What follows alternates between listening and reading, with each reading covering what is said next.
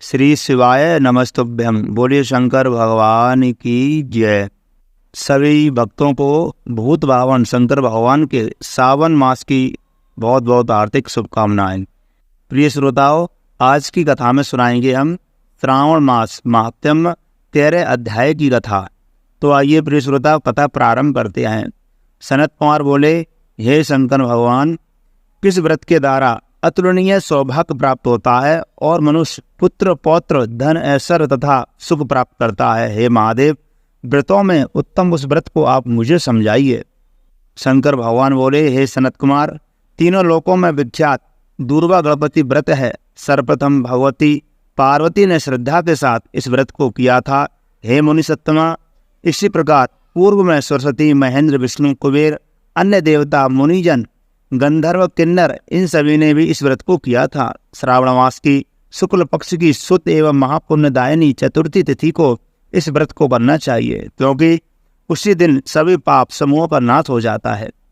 चतुर्थी के दिन स्वर्ण पीठासीन स्थित एक दंत गजानन विघ्नेश्वर की स्वर्णमयी प्रतिमा बनाकर उसके आधार पर स्वर्ण में दूर्वा को व्यवस्थित करने के पश्चात विघ्नेश्वर को रक्त वस्त्र से वेष्टित ताम्र में पात्र के ऊपर रखकर सर्वतोभद्रमंडल चक्र में रक्त पुष्पों से अपा, मार्ग, समी, दूर्वा, तुलसी, बेलपत्र, इन 5 पत्रों से अन्न उपलब्ध सुगंधित पुष्पों से, सुगंधित द्रव्यों से, फलों से तथा मोदकों से उनकी पूजा करनी चाहिए और उसके बाद उन्हें उपहार अर्पित करना चाहिए। इस प्रकार अनेक उपचारों से भी गिरिजापुत्र विघ्नेश की पूजा करनी चाहिए। स्वर्ण निर्मित इस प्रतिमा में विघ्नेश का आह्वान करता हूँ, कृपा निधि पधारिए। इस स्वर्ण में सर्वोत्तम रत्न जटित सिंहासन को मैंने आसन के लिए प्रदान किया है, इसलिए विश्व के स्वामी इसे स्वीकार करें।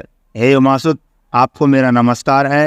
हे विश्वव्यापिन, हे सनातन, मेरे समस्त कष्टों का आप नष्ट कर दीजिए। मैं आपको पाद्यम अर्पित करता हूँ, आश्रय देता हूँ।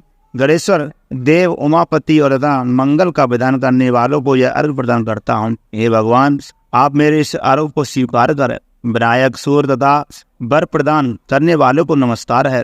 नमस्कार है, मैं आपको यह अर्घ अर्पित करता हूँ, उसे ग्रहण करें। मैंने गंगा आदि सभी तीर्थों से प्रार्थना पूर्वक यह जल प्राप्त किया है। हे पूर्वंग, आपके स्नान के लिए मेरे द्वारा प्रदत्त इस जल को स्वीकार कीजिए। सिंदूर से सुचित्र तथा कुमकुम से रंगा हुआ एक वस्त्र युग्म आपको दिया गया है, आप उसे ग्रहण करें। लंबोदर तथा सभी विघ्नों का नाश करने वाले देवता, आपको नमस्कार है। उमा के शरीर के मल से आविर्भूत हे गणेश जी, आप इस प्रकार चंदन को स्वीकार करें। हे श्रेष्ठ, मैंने भक्ति के साथ आपको रक्त चंदन से मिश्रित अक्षत अर्पण किया है। हे सुरोत्तमा, आप इसे स्वीकार करें। मैं चंपा के पुष्पों, केतकी के पत्रों तथा चपा कुसुम के पुष्पों से गौरी पुत्र की पूजा करता हूँ। आप मेरे ऊपर प्रसन्न हो, सभी लोगों पर अनुग्रह करने तथा दानवों का वध करने के लिए स्कंद गुरु के रूप में अवतार ग्रहण करने वाले, आप प्रसन्नता पूर्वक यह धूप लीजिए। परम ज्योति प्रकाशित करने वाले तथा सभी सिद्धियों को देने वाले आप महादेव पुत्र को मैं दीप अर्पण करता हूँ, आपको नमस्कार है। इसके बाद गणानांतवा गणपति गुहामहे, प्रियानांतवा प्रियपति गुहामहे, निधिनांतवा निधिपति गुहामहे, वसो मम आहम जानी गर्भधमा तम जासी गर्भधमा। गजाननम भूतगणादिसेवितं कपितजम्बू फलचारुभक्षणम् उमास्तुतं शोक विनाशकारकं नमामि विघ्नेश्वर पाद पंकजम्। इस मंत्र से मोदक, 4 प्रकार के अन्न, पायस तथा लड्डू आदि का नैवेद्य अर्पण करें। मैं आपकी मुख शुद्धि के लिए आदरपूर्वक कपूर, इलायची तथा नागवल्ली के दल से युक्त तांबूल आपको प्रदान करता हूँ।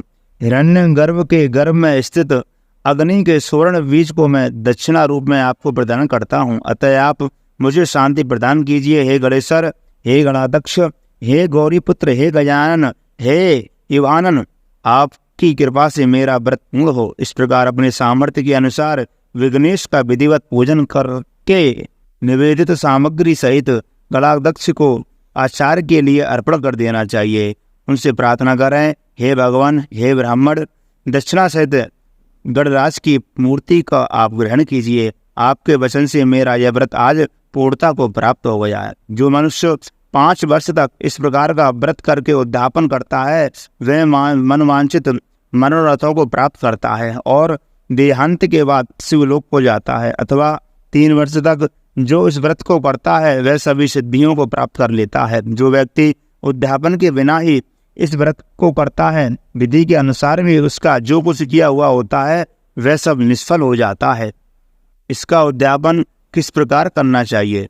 उद्यापन के दिन प्रातःकाल तिलों से स्नान करे। उसके बाद व्यक्ति एक फल या आधा फल या उससे भी आधे फल की स्वर्ण की गणपति की प्रतिमा बनाकर पंचगव्य से स्नान कराकर भक्ति तथा श्रद्धा के साथ इन 10 नामों मंत्रों से दूर्वा दलों से सम्यक पूजन करे। हे गणाधीश, हे उमापति, हे अग्नासन, हे विनायक, हे ईश, हे सर्वसिद्धि प्रदायक, हे एकदंत, हे इव वक्त्र, हे मूषक वाहन, आपको नमस्कार है। आप कुमार गुरु को नमस्कार है। इन नाम पदों से पृथक पृथक पूजन करे। पहले दिन अधिवासन करके प्रातःकाल ग्रह होम करके दूर्वा दलों तथा मोदकों से होम करना चाहिए। उसके बाद पूर्ण आहुति देकर आचार आदि का विधिवत पूजन करना चाहिए और घटतुल थनों वाले गाय का दान अपनी सामर्थ्य के अनुसार करना चाहिए। हे वत्स्य, इस प्रकार व्रत करने पर मनुष्य सभी मनोरथों को प्राप्त कर लेता है। हे सनत कुमार, अपने प्रिय पुत्र गणेश के व्रत करने से संतुष्ट होकर मैं उस मनुष्य को पृथ्वी पर सभी सुख प्रदान करके अंत में उसे सद्गति देता हूँ। जैसे दूर्वा अपनी शाखा प्रशाखा के द्वारा पृथ्वी को प्राप्त होती है, उसी प्रकार उस मनुष्य की पुत्र पौत्र आदि संतति निरंतर बढ़ती रहती है। हे सनत कुमारों, मैंने दूर्वा गणपति का यह अत्यंत गोपनीय व्रत कहा है। सुख चाहने वाले को इस सर्वोत्कृष्ट व्रत को अवश्य करना चाहिए। बोले गणेश भगवान की जय, उमापति महादेव की जय। तो प्रिय श्रोताओं, इस वीडियो में इतना ही। अगर आपको यह वीडियो अच्छी लगी हो तो कृपा करके लाइक करें और कमेंट बॉक्स में श्री गणेशाय नमः, ओम नमः शिवाय अवश्य लिखें। जय श्री राधे।